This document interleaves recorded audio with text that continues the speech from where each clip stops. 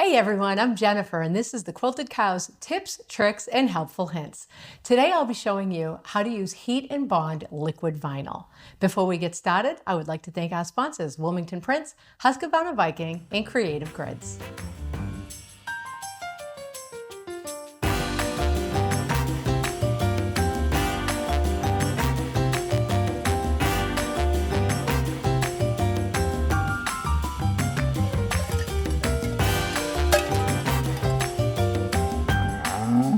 So some of the various things you can use liquid vinyl on would be lunch bags, craft or hairdresser aprons, placemats, our helpful heifers, bees bowl covers, or anything you would like to waterproof or just be able to wipe clean.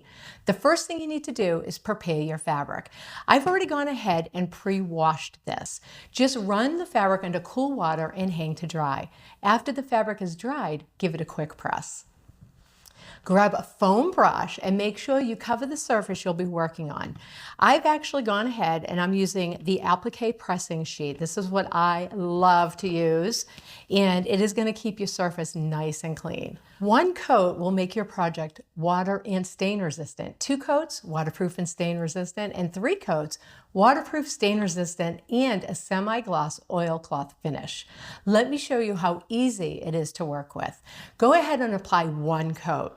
So let me go ahead and show you how to apply this. A little does go a long way. So I'm going to paint the other side just a little bit using my foam brush again, just like this. And grab a little bit on your brush. Now between coats, you let it dry for about 45 minutes. After it's dried, you heat your iron with no steam, medium heat.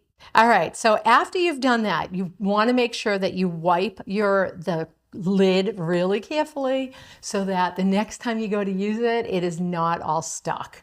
All right, and then that's why we recommend the foam brushes, because you can just throw them away. All right, so then you're going to let this dry for about 45 minutes. After it's dried, heat your iron to medium heat, no steam, and again, protect your pressing surface and cover with fabric or nonstick pressing paper. All right, guys, and that's it. That's all you need to do. And then if you decide you want to add a second coat, after you've pressed it, let it cool down a little bit, add your second coat, and then wait 45 minutes again and press. And then you do the same process for 3 coats. That is it. This stuff is absolutely fantastic. Again, use it in lunch bags or anything that you want to be able to wipe clean. All right, guys, that's it. Thanks for watching. Don't forget to like and subscribe. Okay, you wicked cool quilters, good job. You made it to the end. We would like to thank our sponsors, Husqvarna Viking Sewing Machines, Creative Grids, rulers, rotary cutters, and mats, and Wilmington Prints for the beautiful fabrics. Thanks for watching.